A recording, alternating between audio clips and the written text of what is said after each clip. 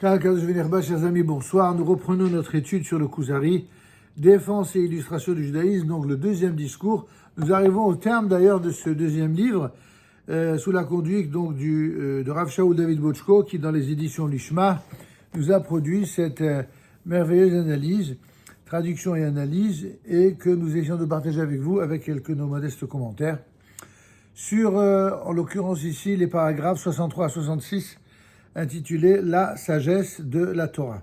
Dans une rubrique ou dans un titre plus large, Torah et savoir scientifique. En un premier temps, nous allons donc évoquer la sagesse de la Torah. En d'autres termes, qu'est-ce qu'il y a de particulier ou de distinct entre donc la sagesse de la Torah d'une part et le savoir scientifique d'autre part.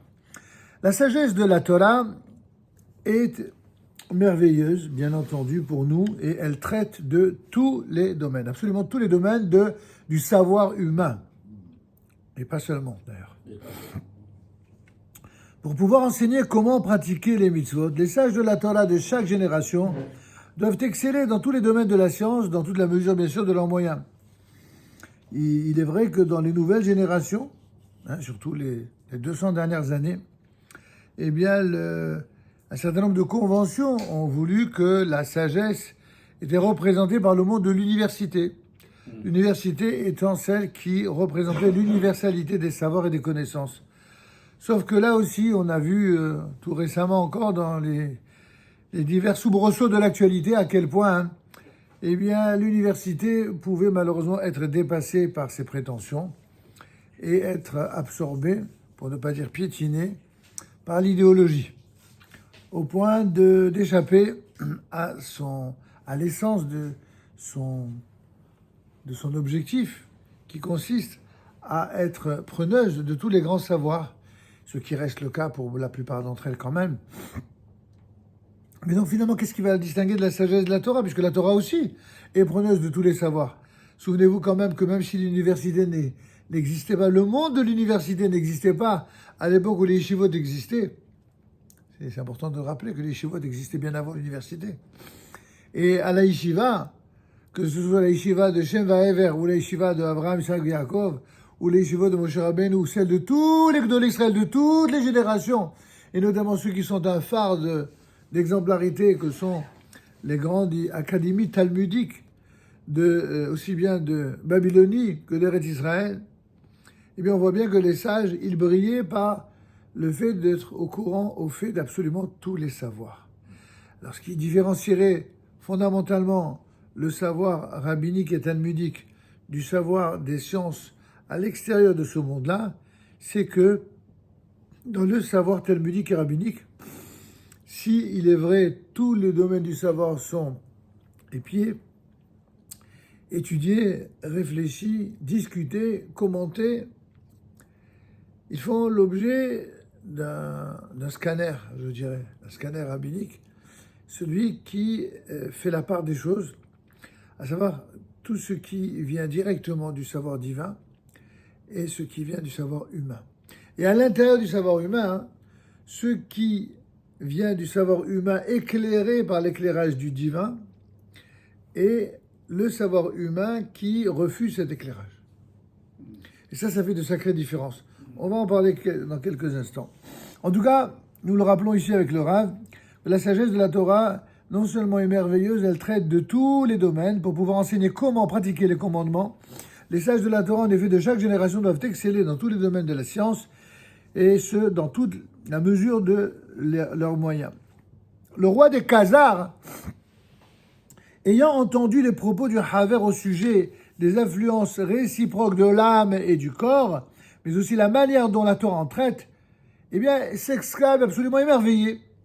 Au paragraphe 63 du Kuzari, « Je constate que votre Torah inclut tout ce qu'il y a de subtil et de profond dans les sciences, ce qui n'a pas son pareil en dehors d'elle. » Pour la première fois, elle a marqué, pour la première fois, le Khazar, qui était plutôt sur l'offensive, pas tout le temps, mais presque tout le temps, où il était sur au moins le questionnement, là, sa question, elle part d'un préjugé qu'on on a rarement vu aussi favorable dans l'œuvre du Kuzari. Et on en est qu'à la fin du deuxième. Alors imaginez ce qui nous attend.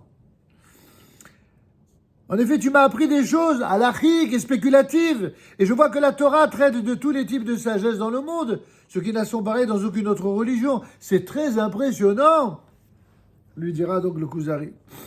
Et le Haver de lui répondre, certes, il est évident que la Torah traite de toutes les sciences, mais attention, ne te méprends pas. Tu penses que ces sciences ne sont rien d'autre que la sagesse du Créateur, et que c'est conformément à cette science que la Torah a été écrite par Dieu et donnée aux hommes. Là, mon ami, tu fais le monde à l'envers. Et il ne nous resterait plus qu'à nous en tenir mécaniquement aux sages et aux merveilleuses paroles de la Torah, sans avoir besoin même d'étudier les sciences. Or, ce n'est pas le cas. Bien au contraire, pour pratiquer les commandements, pour comprendre ce que la Torah exige de nous, nous devons être des experts dans toutes ces sciences et nous devons les comprendre parfaitement. Les sages de la Torah, de toutes les générations, doivent être compétents dans tous les domaines de la science, sans quoi il est absolument impossible d'observer les commandements. Vous imaginez qu'est-ce que dit le Rav ici ? Une bombe. Et qu'un sage de la Torah qui a un Ramahades total en science, il n'est pas crédible.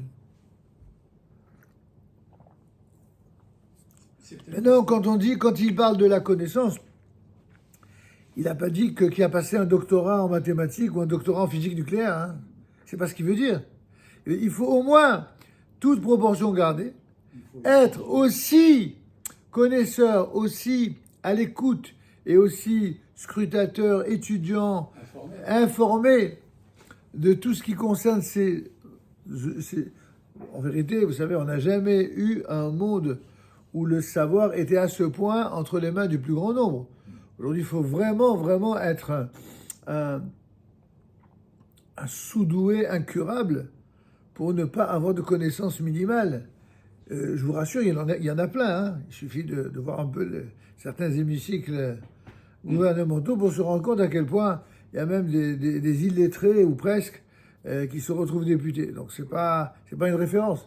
Mais il n'en reste pas moins vrai que s'ils le sont, c'est parce qu'ils sont au niveau de leur vertu, c'est-à-dire crasse. Mais la plupart des gens normaux, qui ont une bonne éducation, qui ont une bonne culture générale, qui ont une ouverture d'esprit, qui ont des vertus, des vraies vertus, qu'ils soient juifs, non juifs, qu'ils soient de quelque religion que ce soit, quand quelqu'un aujourd'hui est intéressé par le savoir, il a la possibilité d'y accéder. On n'est plus à une époque où, après évidemment, c'est plus ou moins facile, plus ou moins difficile, selon l'environnement, selon on jouit d'un encouragement ou d'un découragement par rapport à son entourage. Mais tout ça, c'est annexe. Tout ce qu'on dit, c'est des remarques annexes. Mais fondamentalement, on est en train ici de parler de quelque chose d'essentiel. Un sage de la Torah, il ne peut pas exprimer, formuler une connaissance, un savoir de Torah qui soit complet, à l'image de cette lumière formidable qu'est la Torah, si lui-même n'est pas formé à un minima de la culture générale de toutes les connaissances en général, mais aussi et surtout des sciences en particulier, et de ce qu'on appelle la culture générale. Parce que ça fait partie intégrante des qualités requises pour connaître la Torah. C'est pourquoi ici, Rabbi Yehuda Halevi va nous donner quelques exemples de mitzvot de la Torah qu'il est impossible de pratiquer sans une connaissance claire des données scientifiques mises en jeu, par exemple. Les mitzvot qui sont liés à l'agriculture. Il y en a beaucoup. Vous savez qu'il y a 6 ordres dans la Mishnah, dont un qui s'appelle Zera'im, les semences.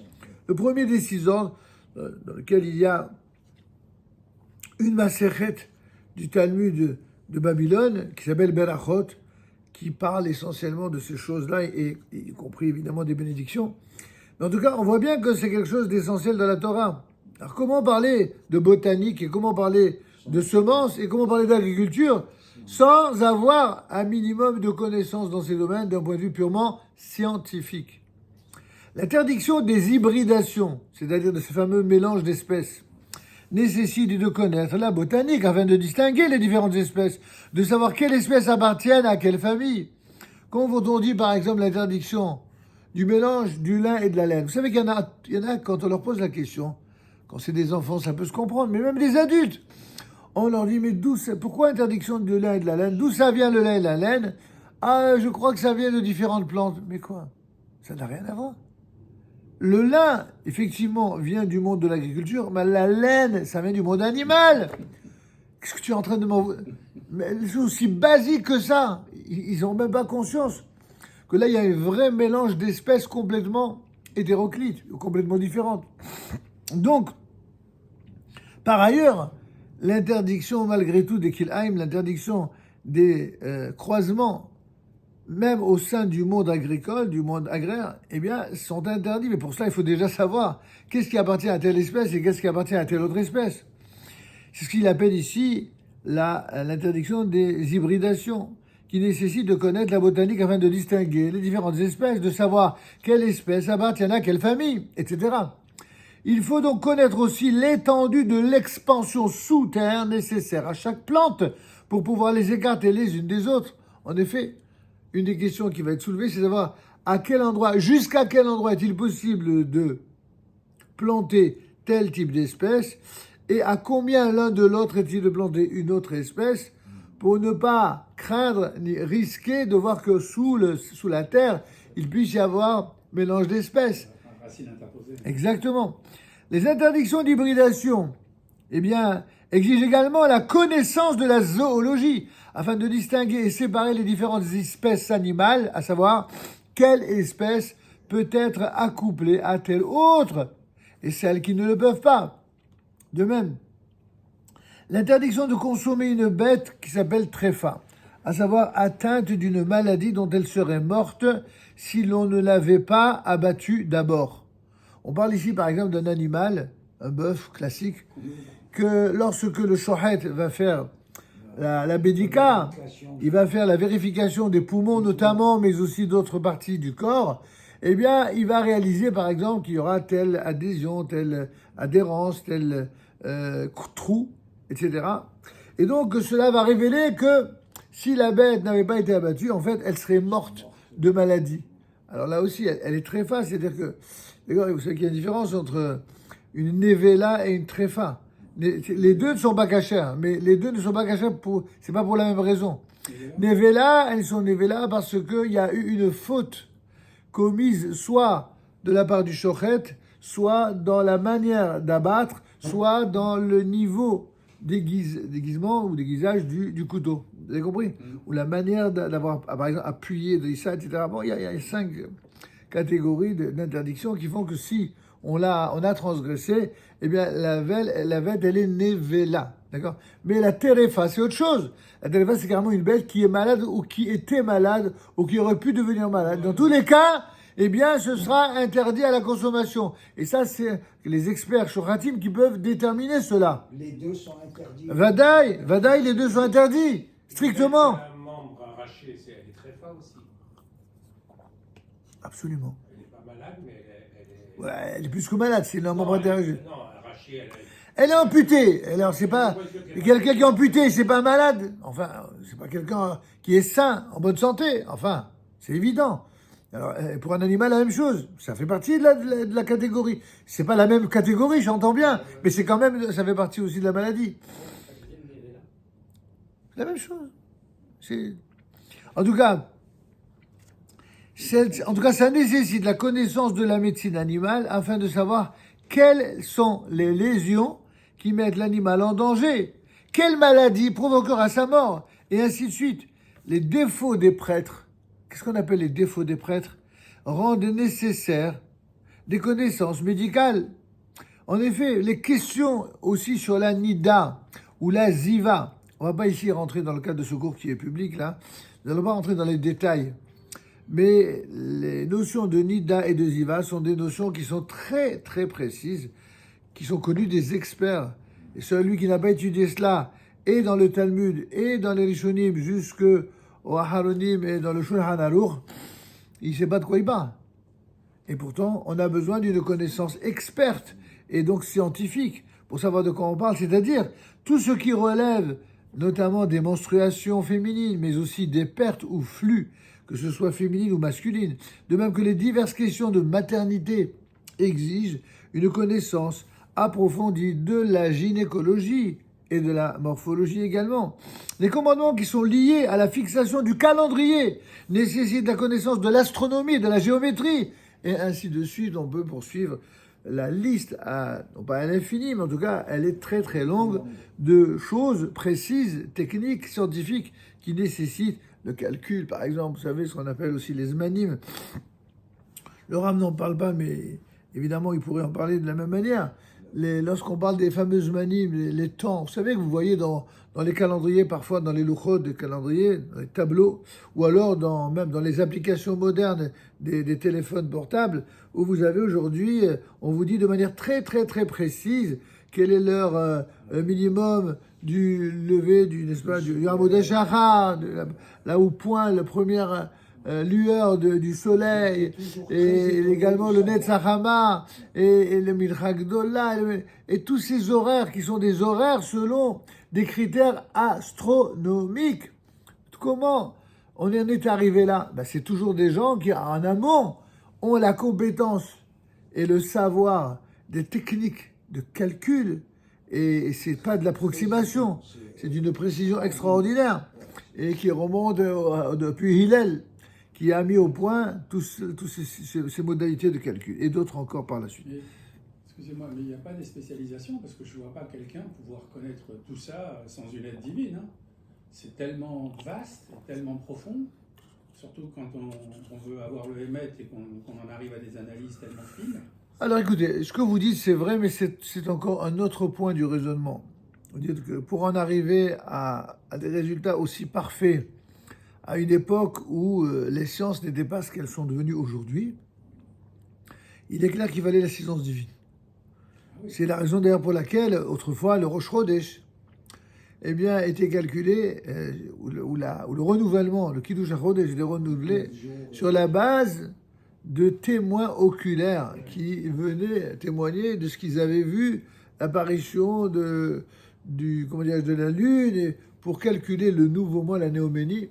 Et donc à l'époque, il n'y avait pas ni les calculateurs, ni les témoins, ni les tabloïds, ni les applications. Il y avait des témoins humains. Donc c'est bien dire qu'à l'époque, les critères étaient connus, mais pour la faisabilité du calcul, ils avaient besoin de témoins sérieux.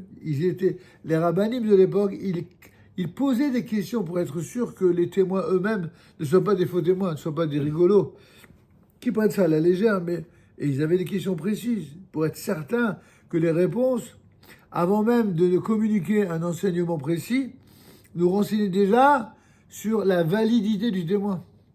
De l'information, en fait. Oui, absolument. Mais d'une année à l'autre, la Lune ne tombe pas exactement à la minute près. C'est la raison pour laquelle, justement, il fallait ces témoins à l'époque. Ouais. Aujourd'hui, on a un système de calcul qui est beaucoup plus connu, précis, et sur lequel on compte, évidemment. On est content de l'avoir. J'ai toujours été étonné de ces calculs. Absolument. En tout cas, toujours est-il que on voit bien ici que tous ces domaines scientifiques font qu'il n'est pas possible d'être un véritable et authentique Talmid Chacham, un sage de la Torah, sans être compétent dans divers types de sciences. D'accord ? On n'est peut-être pas le plus grand, mais on doit être versé dans tout cela. Aujourd'hui, avec le développement de la science et de la technologie, de nombreux domaines se sont encore rajoutés dans lesquels les rabbins doivent devenir compétents. Quand on parle aujourd'hui de la procréation assistée, médicalement assistée, lorsqu'on parle de l'assimilation artificielle, lorsqu'on parle de certaines opérations très particulières qui sont faites au moment du départ de la vie de quelqu'un, savoir si cela est possible, pas possible, avant la mort, juste au moment. C'est des calculs extraordinaires qui, bien entendu, sont associés et dépendent des règles de la Torah, mais dépendent aussi du savoir scientifique, de la connaissance précise d'un point de vue scientifique de ces éléments. Par exemple, la question de l'électricité le Shabbat. Nouvel exemple. L'électricité le Shabbat est le jour de fête. Est-ce que le statut de l'électricité est le même pour le jour de Shabbat et le jour de fête? L'électricité elle-même. Écoutez, avant Edison, on ne savait pas grand-chose de l'électricité, ce qui me semble, oui. D'accord? On ne savait pratiquement rien. Et c'est progressivement, on a découvert. Et finalement, ce qu'on a découvert était en son temps tellement nouveau que vous avez eu, par exemple, un rabbin qui autorisait l'électricité Shabbat, jusqu'à ce qu'évidemment tout le monde lui rentrait dedans et excusez-moi, il s'est arrêté, parce qu'il n'était pas expert. Mais l'électricité était autorisée par les rabbins pour le Yom Tov. Et ça a été beaucoup plus suivi. Après, là aussi, on en est revenu, parce que même si, du point de vue du din strict, de ce qu'on appelle la loi Midoraïta, c'était vrai, du point de vue des rabbanan, il y avait beaucoup de problèmes et beaucoup de risques, de conséquences, déjà comme ça que les gens ont une tendance à s'autoriser beaucoup de choses qui sont carrément interdites. Alors si en plus on leur dit bon, c'est pas vraiment, c'est pas, il y a la lumière Midoraïta, c'est pas comme les rabbanan, c'est comment ça? Quand vous donnez des éléments de connaissance à des gens qui sont incultes et qui veulent le rester, le peu de choses qu'ils vont entendre, ils ne vont s'en servir que pour s'autoriser des choses interdites.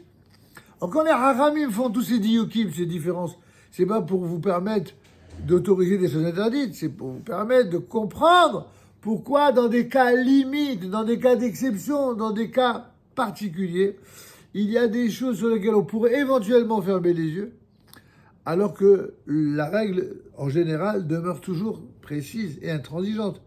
Et ça, il y a qu'un David Raham qui est capable de faire cette part des choses. Pour comprendre, par exemple, comment fonctionne l'électricité, il faut dominer. Tiens, je vous donne un autre exemple qui me vient, le téléphone. C'est que le téléphone, il y avait, je me rappelle, le Aruch HaShulchan, je crois que c'était Epstein, qui était un très très grand Talmid Chacham. C'est sûrement un des plus grands sages du monde ashkénaze en halakha. Avant le Mishnah Berurah, tout le monde le suivait. Le Mishnah Berurah, il a beaucoup plus été déterminant dans la dernière génération. Mais avant lui, il y en avait d'autres comme le Baer Hetev et comme également le fameux Aruch HaShulchan. Le Aruch HaShulchan, il autorise le téléphone le Shabbat. C'était pas un libéral du tout, le Aruch HaShulchan. C'était un super orthodoxe. Parce que ce qu'il avait comme connaissance du système des lignes téléphoniques, pour lui, pour lui, c'était pas problématique. Il voyait pas le problème, jusqu'à ce que des experts lui ont expliqué exactement. Il s'est ravisé. Mais vous comprenez, il y a des choses qui, même dans le monde des sages, les plus sérieux, ils ont au moins l'avantage avec les hachamim, c'est qu'ils sont tellement des vrais hachamim, ils sont tellement à la recherche de la vérité, que s'ils découvrent qu'ils se sont trompés, ils le disent. Ils ne camouflent pas. C'est ça la différence entre un véritable Talmid Chacham et un Ahmar. C'est de reconnaître que lorsqu'il s'est trompé, il s'est trompé. Alors, ça pose quand même une question. Oui. C'est qu'il y a des vérités scientifiques qui sont valables un jour et qui sont démontrées quelques temps plus tard, Absolument. qui sont démontrées comme étant fausses ou incomplètes, etc. D'ailleurs, la Torah se réjouit à chaque fois qu'il y a une découverte scientifique, parce que comme le disait le Orahama du Tiferet Israël, Rabbi Israël Lipschitz, dans son commentaire sur la Mishnah, Tiferet Israël, il était souvent attaqué à l'époque, c'était l'époque des grandes nouveautés scientifiques. Électroniques, etc. Électrique, pas électronique, électrique. Et scientifique. Et la science parlait, toutes ces fameuses théories, la loi de la relativité, tout ça, c'était le grand boom. Et c'était tout à fait la mode de se moquer des rabbins, de la Torah, des chachamim. Vous savez, les grands qui se prennent pour des grands et qui sont des tout petits minus, en général, ils ont toujours un profond mépris pour ceux qui, comme par hasard, sont porteurs d'une sagesse éternelle et très, très ancienne. Et toujours avec beaucoup de... Un petit peu comme les jeunes qui sont des petits merdeux, qui découvrent quelque chose et qui sont tellement imbus de cette découverte qu'ils traitent avec mépris ceux qui les ont précédés, mais sans lesquels ils n'auraient pas découvert ce qu'ils ont découvert. C'est toujours comme ça. Alors, un jour, on lui a dit, mais vous vous sentez pas ridicule, vous les rabbins, de parler d'un monde qui a été créé il y a 5700 et quelques, alors qu'on a la preuve À l'époque, il n'y avait pas encore le carbone 14, mais à l'époque, d'accord, il y avait déjà la théorie de la loi, la théorie de Darwin, ouais. Et donc la loi dite d'évolution, l'évolutionnisme. Alors on sait que en fait l'homme il descend du singe et puis que les premiers êtres humains ils datent de plusieurs millions d'années. Comment on pouvait dire que le premier homme a été créé il y a tant? Et évidemment il sourit, sans moquerie, mais il sourit. Il lui dit que c'est extraordinaire à chaque fois que tu m'attaques, à chaque fois que vous, des gens comme toi, vous attaquez la Torah, vous nous faites de la peine. Parce que non seulement vous prenez pour des petits malins qui nous attaquaient et qui remettent en cause la véracité de la Torah, et vous ne vous rendez pas compte que alors que vous appuyez pour remettre en cause les vérités de nos sages sur la science, et vous croyez que ces découvertes, elles remettent en cause la Torah. Et moi j'affirme, et je vais vous démontrer, que chaque fois qu'il y a une découverte scientifique, chaque nouvelle découverte ne fait qu'appuyer et confirmer et cautionner tout ce que nos sages nous ont révélé de la Torah depuis des siècles. Ça, c'est la réponse à votre question. On n'est pas en train de nous, justement, contrairement à d'autres religions, comme vous le savez, hein, d'autres religions, lorsqu'il y avait des des nouveautés scientifiques, ils ont voulu brûler les scientifiques en question. Souvenez-vous, Galilée et compagnie, ils ont voulu les brûler vifs pour sorcellerie, les fous furieux, au nom de la foi en Dieu, etc. En disant, exactement. Alors que nous, ouais, exactement. Alors que nous, on n'a brûlé ni Copernic de l'époque, ni même la synagogue Copernic, d'accord, on brûle personne. Nous, on respecte ceux qui sont dans la vérité. Et ceux qui sont dans l'erreur, on dit que Dieu leur ouvre les yeux et qu'ils finissent par découvrir la vérité. C'est où? Mais on n'a jamais brûlé, les rabbins n'ont jamais brûlé personne. En tout cas, les rabbins sérieux, évidemment. Enfin, voilà, ça c'est la parenthèse pour répondre à votre question. Donc, par exemple, la question de l'électricité, le Shabbat et les jours de fête. Pour comprendre comment fonctionne l'électricité, il faut dominer la science de la physique à son plus haut niveau. Un maître qui veut pouvoir trancher une question concernant l'électricité, il doit étudier le sujet à fond, ou au moins consulter des experts juifs qui sont versés dans la connaissance de la Torah, afin de mieux comprendre le fonctionnement des systèmes électriques, sans quoi il sera totalement incapable d'y comprendre quoi que ce soit et sera amené à se tromper complètement dans ses analyses halachiques. De même, par exemple, dans le domaine de la cacheroute.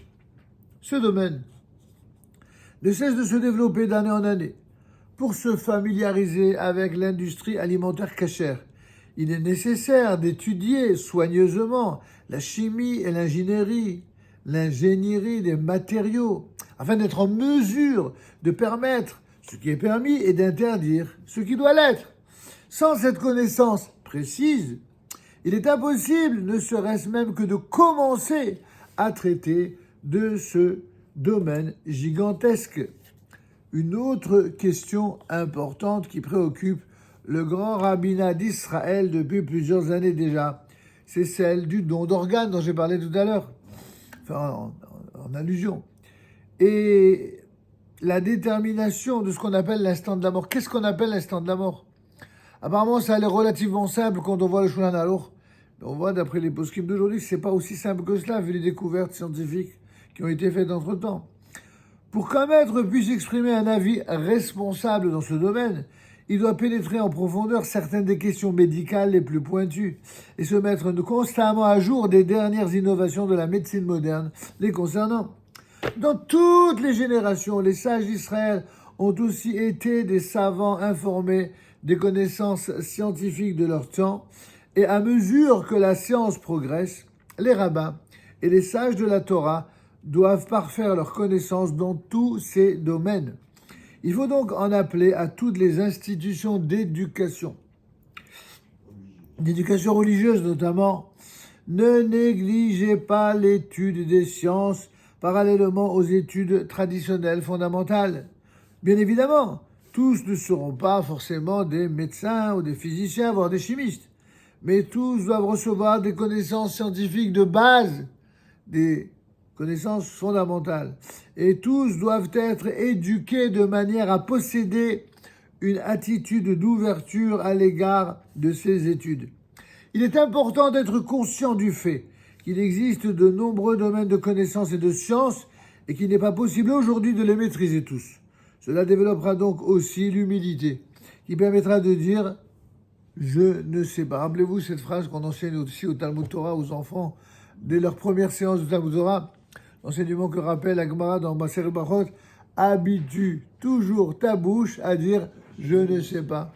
Il n'y a que celui qui est capable de dire « je ne sais pas », qui est capable d'apprendre quelque chose dans sa vie. Celui qui croit être monsieur je sais tout et qui n'écoute jamais rien, mais jamais il pourra progresser. Lorsqu'on se heurte à ces différents types de questions, il n'est pas hésiter à dire « je ne sais pas, je veux savoir, je veux apprendre ». Il ne faut évidemment pas tout mélanger. Enseigne Rabbi Yehuda Halevi. La Torah aborde tous les domaines, certes, mais elle n'est pas un livre de science, ou si, j'ajoute personnellement, si elle est un livre de science, c'est la science de la Emouna, qui, pour reprendre une expression chère au Rav Kook, c'est la science des sciences. Mais ça, c'est un autre sujet qu'on développera en son temps.